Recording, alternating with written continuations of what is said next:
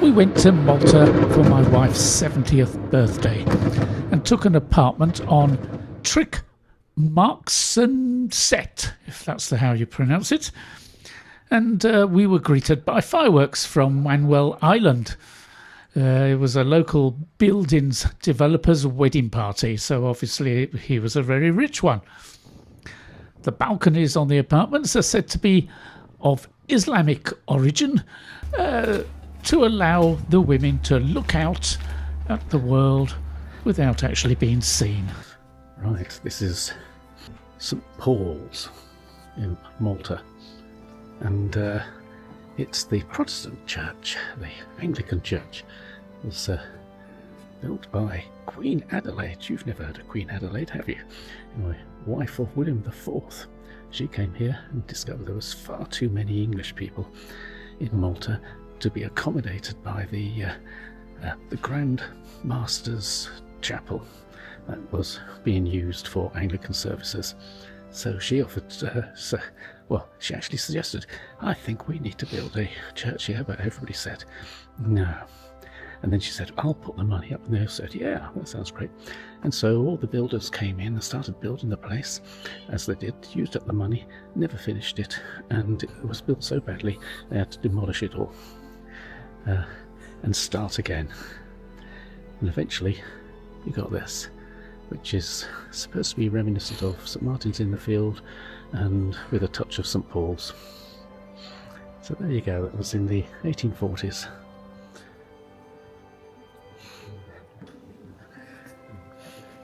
Right, do you think Queen Adelaide had a town named after her in Australia? The difference between the Protestant church and the Catholic oratory just round the corner from it. More glitz in here.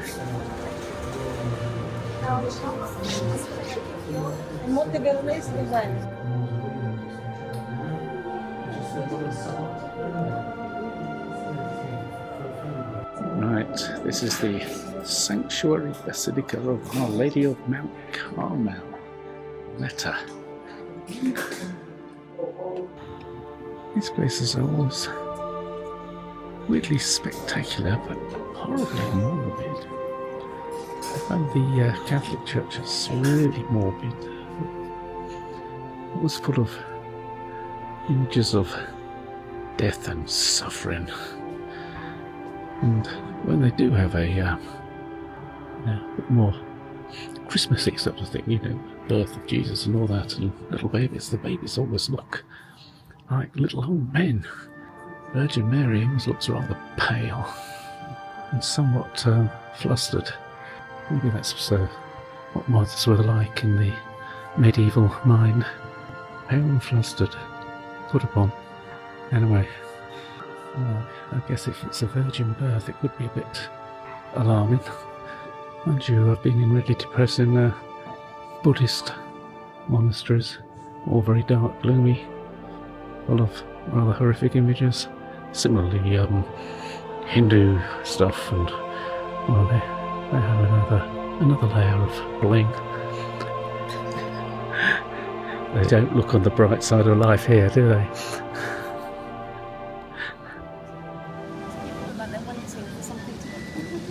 Yeah. 1814. That's when the place became British. So I guess this is a building dedicated to the British takeover. Yes, Malta started around about the British Malta started around about the time that Singapore started. And one finds all sorts of interesting people visited here, like Samuel Taylor Coleridge.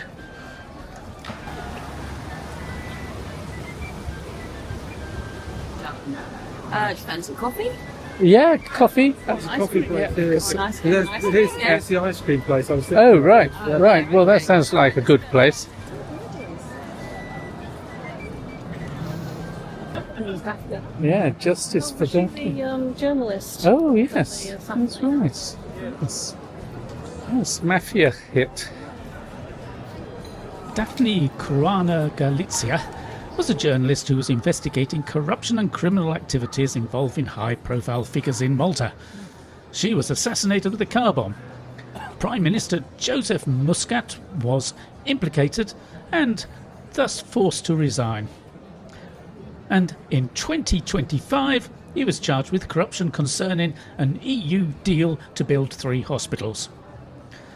And also, a businessman called Jorgen Fenech is awaiting trial for complicity in the car bomb assassination. He seems to have had something to do with this 3 hospital deal. But the Prime Minister and other associates do not seem to have been implicated in the murder. Well, what do you know? Of course, most importantly, we're looking for somewhere to have lunch, of which there are many places. Ooh, lunch. Inside rather than out, because it's in the Yeah, breeze. let's do it.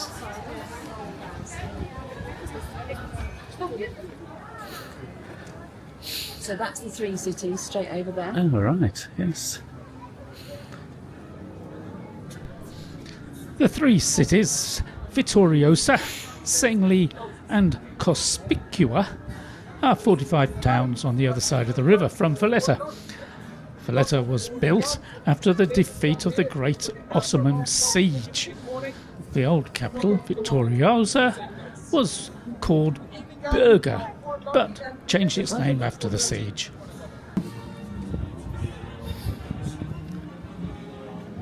Well, you can hear the British influence. The Baracca Gardens were originally a private garden for the Knights Templar in the 1660s, and the British opened them to the public when they took over and put up a monument to Sir Alexander Ball, who liberated Malta from the French in the early 1800s. There's also a monument to Winston Churchill here, and just below the garden, the British would fire a midday gun just to let everyone know who was in charge.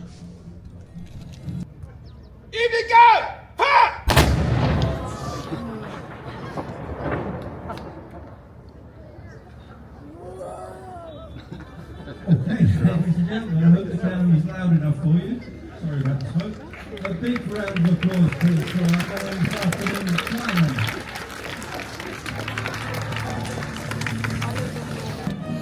Yes, more British influence. The evening gun. What more? How British can you get, eh? They're looking for people to do the enactment, yeah? So there's a job for you. Oh, yes, if you're allowed over there, certainly. Well, he's allowed. Charge.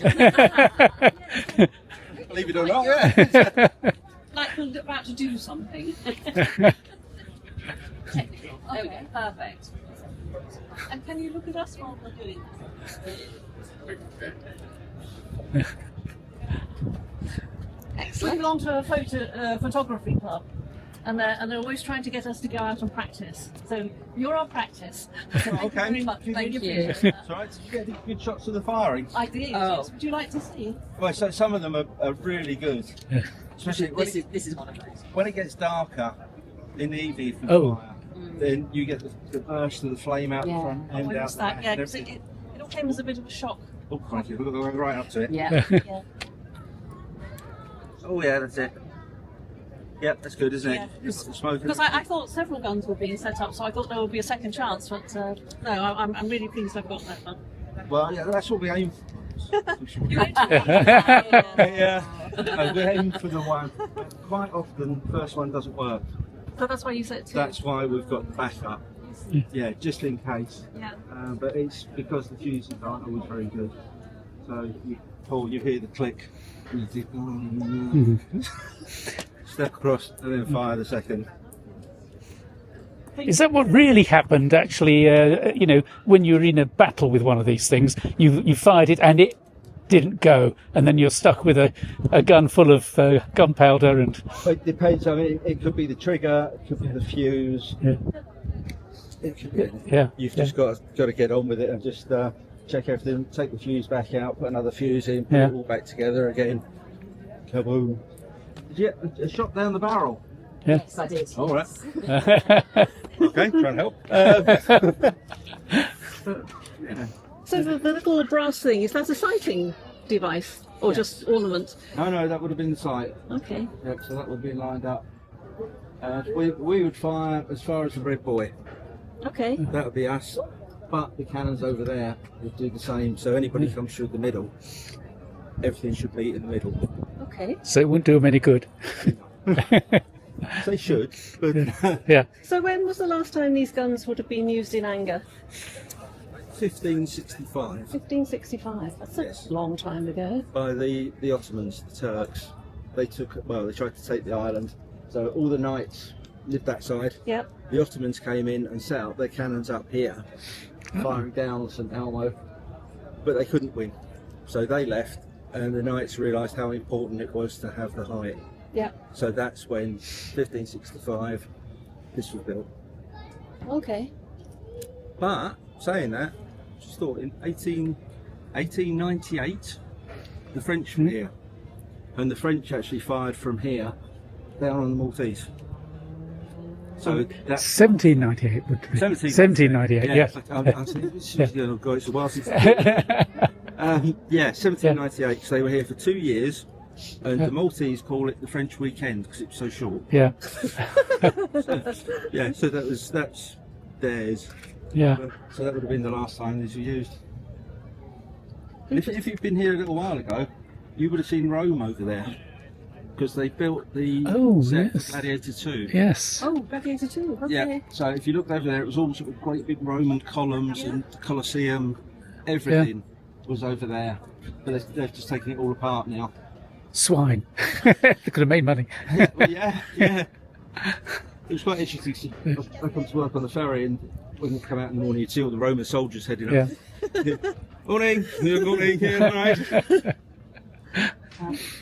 Tremendous place, tremendous history. So you live here now, do you? Yes. Yeah. I live over in Calcara, over that side, which is very nice, very locals, very quiet.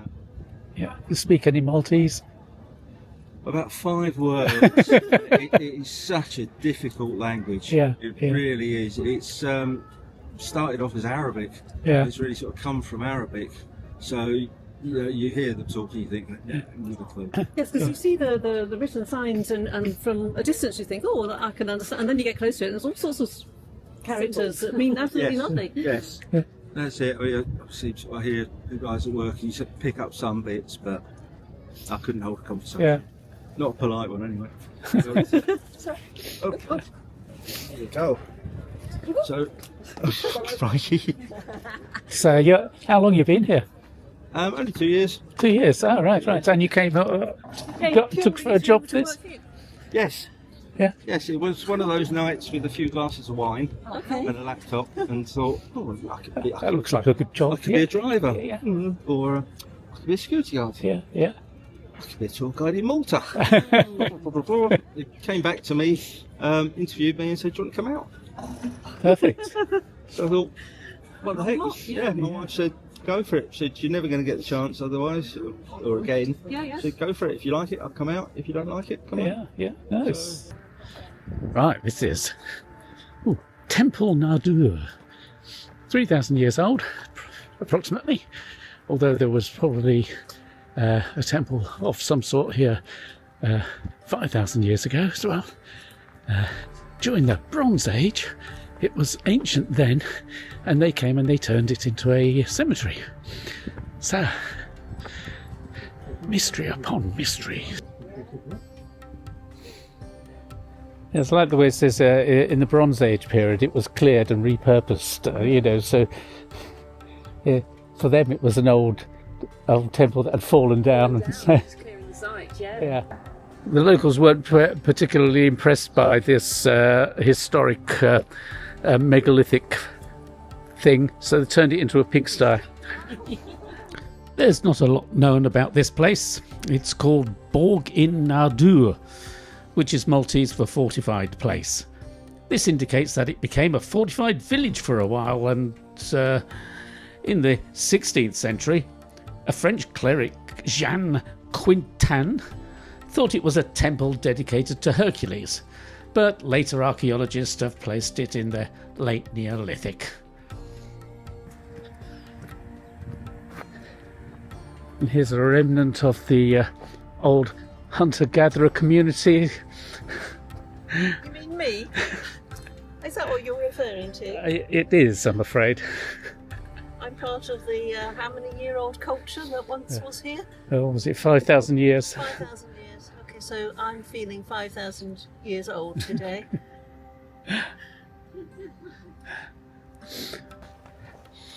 And 300,000 years ago or so, lots of bones of elephants and hippopotamuses and deers and megafauna that had become mini megafauna by then, because it was a small island and they were all slimming down. And they got washed down here.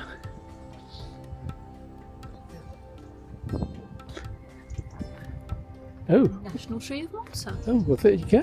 Go. It's the Malteser tree. I often wondered where Maltesers came from. So,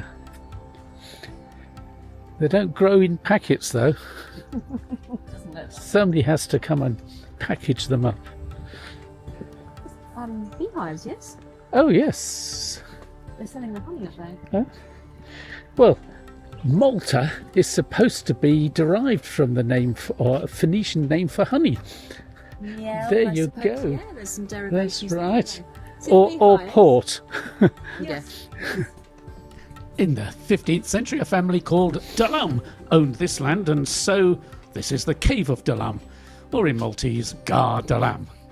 It's been a useful archaeological discovery, as its layers are nicely distinguishable and divided into a bone-free layer, a hippopotamus layer, which goes back to 10,000 years, a pebble layer that shows that a river flowed through here, and then a deer layer with bears and wolves, and then there's a calcareous sheet, if that's how one pronounces it, separating it from domesticated animals like cows, horses, goats, along with human artifacts like flints and pottery, and that's dated to 7,400 years ago. It indicates that Malta was part of Sicily during the glacial period, and the local inhabitants of Malta were culturally connected to things that one finds near Syracuse. Big hole in the ground, isn't it? It is. Are we at the end?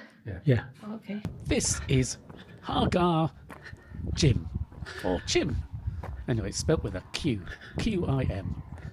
So don't know how that's pronounced, but that's how I'm pronouncing it.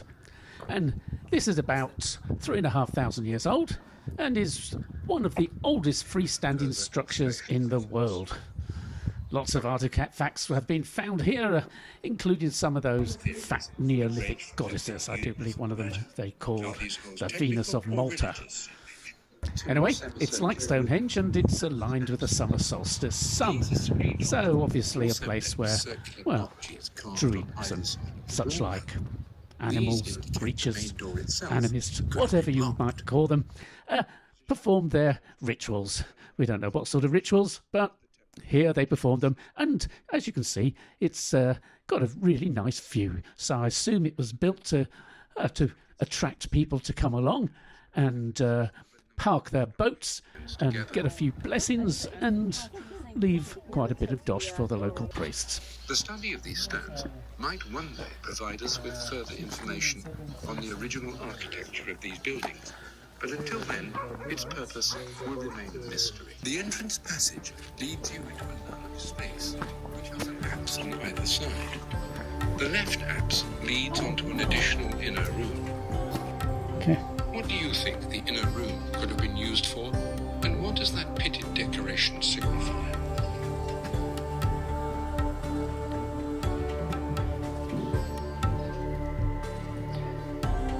Inside South Temple.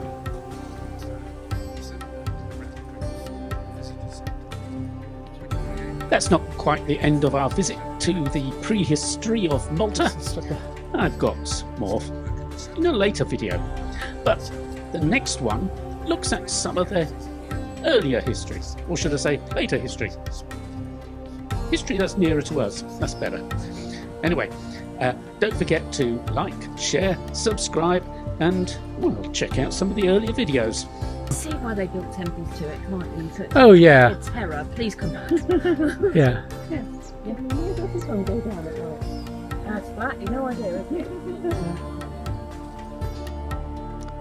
From 1530 to 1798, the Knights of St. John ruled the place. They protected the pilgrims headed for the Holy Land, and, well, they suddenly realised that they'd got themselves a base that would definitely keep the Ottomans from dominating the Mediterranean. This is the most interesting part of the fort. Oh, right. Because when the Knights of St. John were in Malta, they were doing the Great Siege. Yeah. This is where the last knights died before the fort fell. Oh, right. So this is the This is still the original fort. final bastion. Not the altar, but Yeah. the rest is still the original fort. The Great Siege of Malta took place in 1565 when Solomon the Magnificent attacked with 40,000 troops. The Grand Master Jean de Valetta, who has the capital city named after him now, he defended the place with 9,000 knights. The Ottomans got stuck trying to take this fort, and they thought it would be easy, as there only seemed to be about 60 knights defending it, but every night the knights smuggled in replacements with more ammunition. So the next day the Ottomans found themselves fighting fresh troops, though they didn't realise that. They finally breached the walls, and it was in this chapel that the last of the defenders were killed. And the Ottomans discovered, much to their depression, so to speak, they were thoroughly demoralised to find out that there were only 60 knights defending the place. At least that's what they thought. And now they were worried that the defence had been so fierce because reinforcements had arrived on the other side of the island. So they broke off the siege and went to confront what they thought would be the main force, only to find that, well, they were duped, and that the knights were busily now reinforcing their old positions again. By the time they discovered all this, the reinforcements actually had arrived, and the Ottomans were in chaos with troops scattered all over the place, and they didn't know, well, their arse from their elbow. And so they rapidly left the place, and the rest, as they say, is history. Made a movie of the siege. Not yet, but it's a very good question, because last month Mel Gibson was in Malta. Okay. He confirmed that he's planning a series on the Great Siege. Oh, right. Yes, Topic, isn't we had it? there was strong interest from Tom Hanks. Yes. As you might know, Gladiator was shot. Yes, yeah. So there was a lot of interest, but it's such a massive story that I think they didn't find the right script to fill it in. It seems that Mel Gibson has found the formula, however. Yeah. But he did confirm that and he did also say that he might play a role in it. Well, of course. But I don't know how it works, you know. In 1798, the Knights of St. John were ousted by the French. But 2 years later, the British kicked them out, and the place became a crucial part of defending British interests in the Mediterranean. When Italy joined the Axis forces in the Second World War, they tried to neutralise Malta with a bombing campaign, but this did not stop the British attacking convoys supplying Rommel in Africa. So the Germans began a massive air assault that reduced Valetta to rubble, and it all looked pretty hopeless as food and fuel had run out. And in 1942, there was a desperate attempt to resupply the island, which ended with the SS Ohio, despite being severely damaged, managing to reach Malta with fuel, thus saving the island. Malta was consequently awarded the George Cross, which remains on their flag to this day. Well, it must have been fun, wasn't it? And, well, since we're horribly nerdy people, what could be better than wallowing in death and destruction on my wife's 70th birthday. And so, after all this, we went off to have our 70th birthday dinner and drinks. So don't forget to like, subscribe and share, all that stuff, and see you at the next video.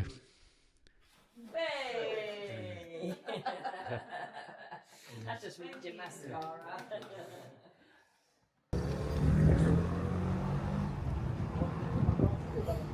Right, this is the city of Medina, and it used to be the capital before Valetta, and that's a long time ago.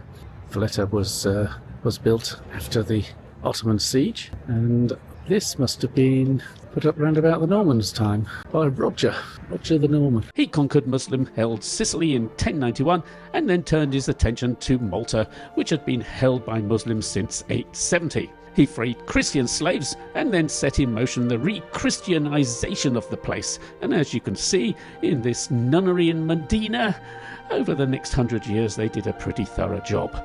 St. Peter's Monastery here is noted for being the home of the Blessed Adeodata Pisani, a Benedictine nun who was known for her piety and mystical experiences way back in the middle of the 19th century.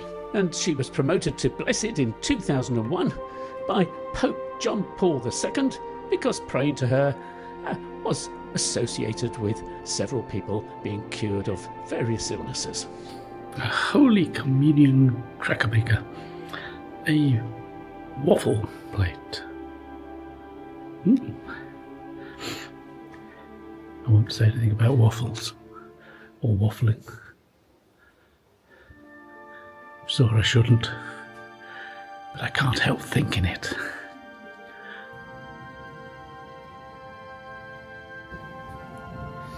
There you go, you spent your time growing herbs and stuff and turning it into scented holy water and making shoes, by the looks. Making sandals. Is that a lemon tree?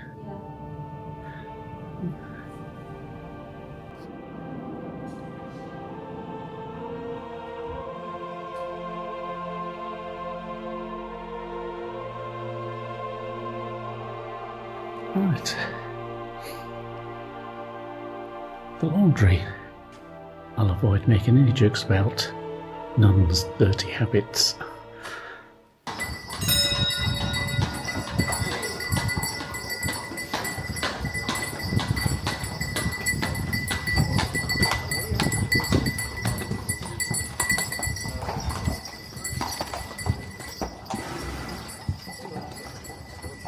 This is St. Peter's Church and it dates back to the 15th century.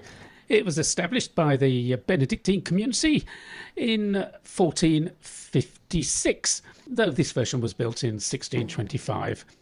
The altarpiece at the centre of it all was installed in 1740, and it's the work of Francesco Sara. And he was a Maltese painter who made his living painting, well, most of the churches around Malta. It's also where old Adeodata is buried. I say old, she was buried when she was 48. She lived a cloistered life and did a bit of teaching and wrote one of those little spiritual guides for people. And she was also seen levitating. Well, what else could you do, to pass the time? Just outside Medina is the town of Rabat. This was founded by the Romans for burying their dead. You couldn't bury within city walls, so they thought, well, we'll build a city without a wall, just outside the one that's got a wall. And that's why Rabat has got a lot of catacombs. St. Paul's catacombs. Well, there you go. That's one bit of it.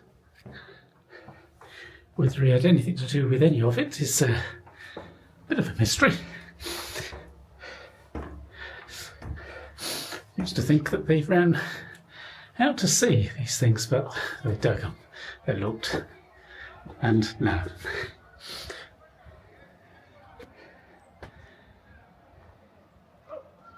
Also used to think there was a party of school children were once taken down and lost, but apparently not.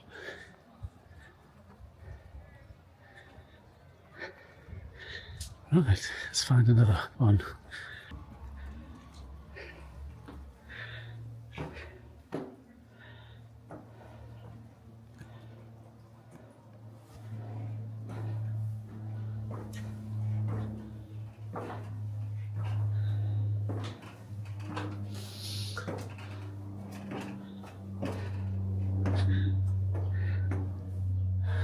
They also used to think that various saints hid down here, Christian saints of course, hid down here to escape persecution, but apparently these things were all available long before the Christians turned up, and nobody hid down here to escape persecution because everybody knew they existed here.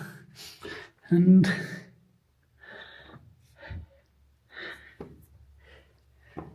down here was a bit manky, to say the least.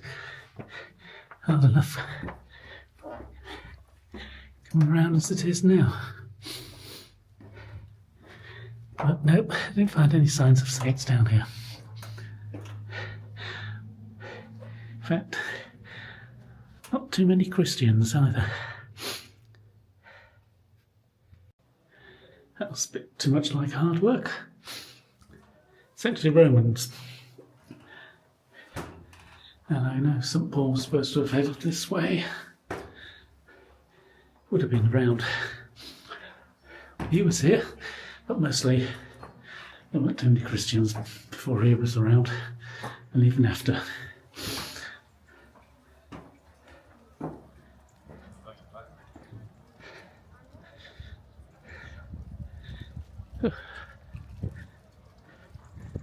Glad it's not hot today. That would have been insufferable. Meanwhile, back in Valetta, we have St. John's Cathedral, and this is where you find Caravaggio's famous beheading of St. John the Baptist. Now, you might have noticed my somewhat jaundiced views of religious bling and its obsession with death and disease and suffering, which I'm sure was supposed to comfort you by showing you how this made you fit for heaven. Even so, the decoration and artistry is magnificent, and it was the sort of equivalent of Keynesian public works that would boost the economy, though not necessarily disrupt the social order. Mind, being the worst kind of atheist, one baptised in a Moravian chapel, which is a Protestant sect of the more austere kind, I am simultaneously impressed and oppressed.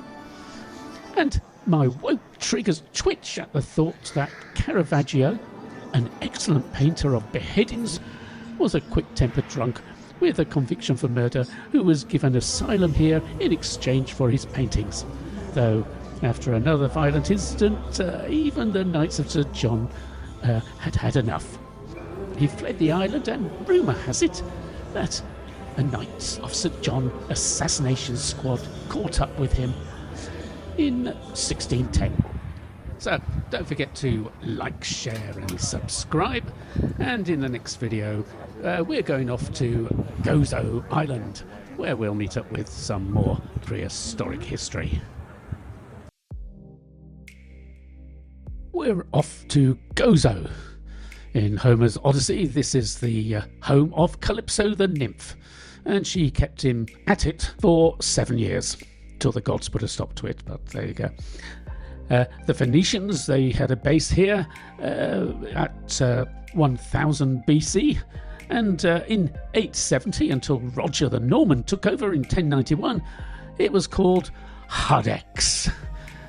I think that's how you pronounce it. In fact, I have no idea how you pronounce anything here in Malta. In 1551, the Ottomans grabbed the entire population of 5,000 and sold them off as slaves in Libya. 3,500 years BCE, the Giant's Tower was built. Folklore has it that the giantess Sansuna carried the stones on their head and piled them up here in a single night. So what do you reckon? What do I reckon? I'm going under the guidance of my tour guide here. Oh, yeah. Yes, and I believe everything he says about the historical significance of everything I'm looking at. Oh, right. Well, I've no idea about the significance. It was probably another temple dedicated to the Maltese Venus, a rather plumpish lady given to wearing voluminous skirts and lounging about on a chaise lounge.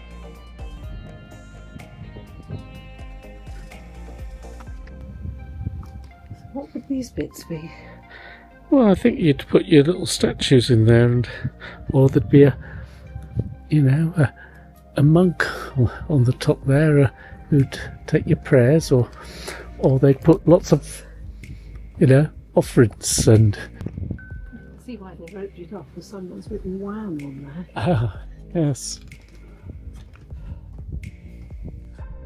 One of Gozo's attractions is the so-called Inland Sea, which is a lagoon connected to the sea by a narrow tunnel cut through the rocks. It's essentially a swimming pool, and divers like to do a bit of cave diving here.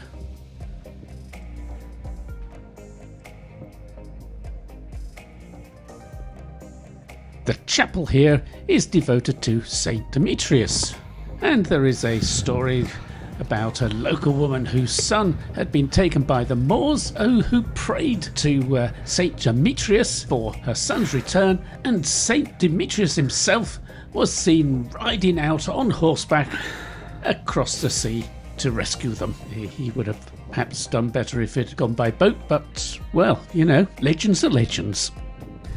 This area is supposed to have been protected by the Knights of St. John in order to harvest a fungus here that is said to have had medicinal properties.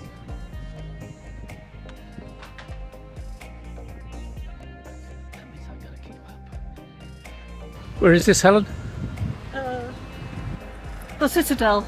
Yeah. On Gozo. On Gozo. That's about all I could say as well. The Citadel is the fortified bit of the capital of Gozo, which is now named Victoria, like an awful lot of cities in the British Empire. It's been inhabited since the Bronze Age, and first it was the Phoenicians, then the Romans, then the Byzantines, and the Arabs, and then Normans, and after that the Turks kidnapped the entire population, after which the Knights of St. John built the Citadel good and proper.